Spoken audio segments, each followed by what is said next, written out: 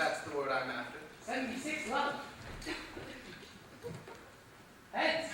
A weaker man might be moved to re-examine his fate. If nothing else, at least in the law of probability.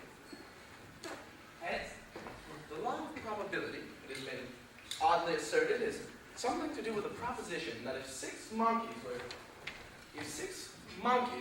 Game. were that, are you? The law of averages, if I've got this right, means that if six monkeys were thrown up in the air long enough, they'd land on their tails about as often as they'd land on their Heads. which, even at first glance, doesn't strike one as a particularly rewarding speculation in either sense, even without the lines. I mean, you wouldn't bet on it. I mean, I would, but you wouldn't.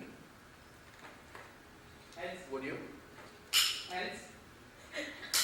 Heads. Getting to be a bit of a bore, isn't it? A bore? Well, What about the suspense? what's suspense?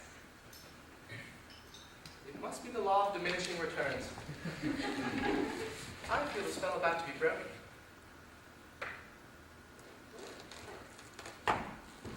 Well, there was an even chance of my calculations are correct. 85 in a row. Beating the record. Don't be absurd. Easily. Is that it then? Is that all? What? A new record? Is that as far as you're prepared to go? Well- no questions, not even a pause. Well, that one's in 9. And if you'd lost, if they'd come down against you, 85 times, one after the other, what would you think? 85 in a row. Tails? Yes, what would you think? Well, I'd have a good look at your coins for a start. I'm relieved. At least we can still count on self-interest as a predictable factor. I suppose it's the last to go. Your capacity for trust made me wonder if perhaps you alone could touch. We've been spinning coins together since... This is not the first time we've spun coins. You've been spinning coins for as long as I can remember. And how long is that? I forget. Mine is 85 times. Yes? It'll take some beating, I imagine. Is that what you imagine? Is that it? No fear? Fear? Fear! The crack that might flood your brain with light. Heads.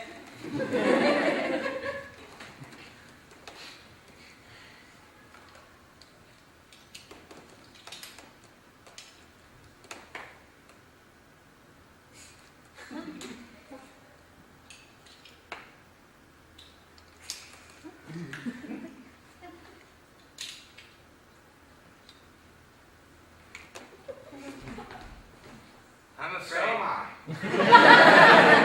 I'm afraid it isn't your day. I'm afraid it is. 89.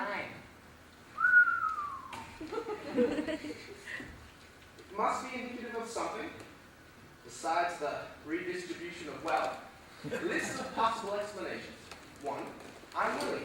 Inside, where nothing shows, I am the essence of a man spinning double-headed coins and betting against himself in private atonement for an unremembered past.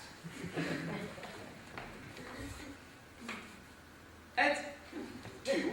Time has stopped dead, and the single experience of one coin being spun once has been repeated 90 times. On the whole, doubtful. 3. Divine intervention. That is to say, a good turn from above concerning him, cf. Children of Israel, or retribution from above concerning me, cf. Lot's wife. 4. Spectacular vindication of the principle that each individual coin, spun individually, is as likely to come down heads as it is tails, and therefore should cause no surprise each individual time it does. Like it. And a syllogism. 1. He has never known anything like it. 2. He has never known anything to write home about. 3. It is nothing to write home about. Oh. What's the first thing you remember? Oh, let's see. The first thing that pops into my head, you mean? No. The first thing you remember. Ah. No, it's no good. It's gone. It was a long time ago. You don't take my meaning. What's the first thing after all the things you've forgotten? Oh. I've forgotten the question. Are you happy? What? Content? At ease? I suppose so. What are you going to do now? I don't know. What do you want to do? I have no desires. None. There was a messenger. That's right, we were sent for. Syllogism 7. 1. Probability is a factor which operates within natural forces. 2. Probability is not operating as a factor. 3. agreed, we are now held within un, sub, or supernatural forces. Discuss. Not too heatedly. Sorry. What's the matter with you? The scientific approach to the examination of phenomena is defense against the pure emotion of fear. Keep tight hold and continue while there's time. Now, counter the previous syllogism, tricky one, follow me carefully, it may prove a comfort. If we postulate, and we just have that within un, sub, supernatural forces, the probability is that the law of probability will not operate as a factor, then we must accept that the probability of the first part will not operate as a factor, in which case the law of probability will operate as a factor within un, sub, or supernatural forces. And, since it obviously hasn't been doing so, we can take it that we are not held within un, sub, or supernatural forces after all, in all probability, that is.